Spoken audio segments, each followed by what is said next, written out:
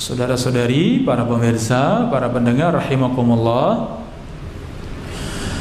terkait dengan syarat-syarat pemimpin, di antaranya dalam hadis yang sahih Rasulullah sallallahu alaihi wasallam bersabda, "Lan yufliha qaumun wala amrahum imra'ah."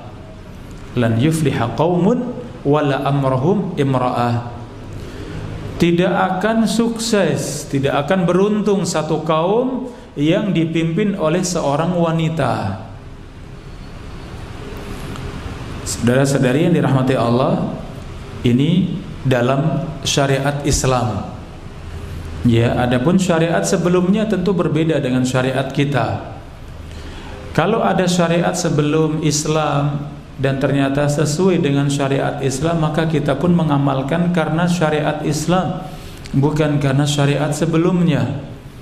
Ya, maksudnya ketika mungkin sebagian mengatakan ada pemimpin-pemimpin di masa lalu mereka adalah dari para wanita, maka ini bukan dalil, karena syariat Islam adalah syariat yang menyempurnakan syariat sebelumnya sekaligus menghapuskan semua syariat sebelumnya.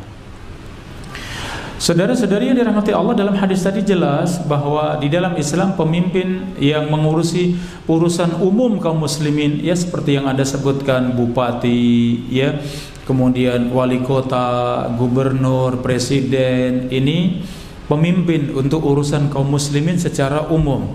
Maka yang menjabat haruslah seorang laki-laki. Ya.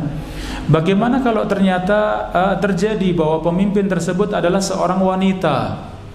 Ya, kalau sudah resmi menjadi pemimpin, ya, dan dia adalah seorang muslimah, seorang wanita muslimah, maka kita sebagai rakyat wajib untuk taat kepada pemimpin, walaupun pemimpin wanita, kalau memang sudah terpilih.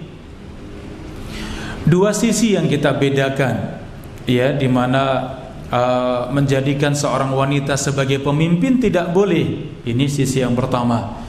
Akan tetapi ketika sudah menjadi pemimpin, wanita tersebut sudah menjadi pemimpin, maka ini pemimpin muslimah, pemimpin yang di dalamnya atau pada dirinya ada Islam. Maka kita berkewajiban untuk taat dalam perkara yang baik, dalam perkara yang ma'ruf. Walaupun kita juga mengakui bahwa wanita yang menjadi pemimpin ini maksiat. Ini tidak sesuai dengan hadis Nabi tadi. Tidak akan beruntung satu kaum yang dipimpin oleh seorang wanita. Ya, oleh karenanya kalau kita sebagai posisi yang memilih, maka jangan sampai kita memilih pemimpin dari seorang wanita. Kalau kemudian Anda berargumen ternyata pemimpin yang laki-laki tidak jelas, tidak baik agamanya, bahkan mungkin non-muslim misalnya, kalau ini sudah menimbang maslahat dan mudarat, ya.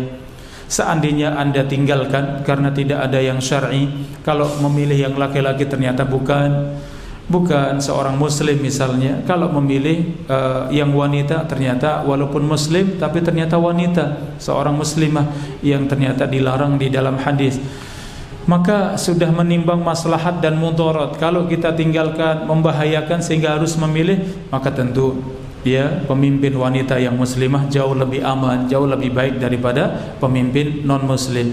Tapi kalau ternyata kita tinggalkan untuk tidak memilih dua-duanya dan dalam keadaan aman, tidak ada masalah, walhamdulillah kita bisa lepas dari dua keadaan yang sama-sama tidak baik tadi. Demikian, Allah Ta'ala a'lam bissawab.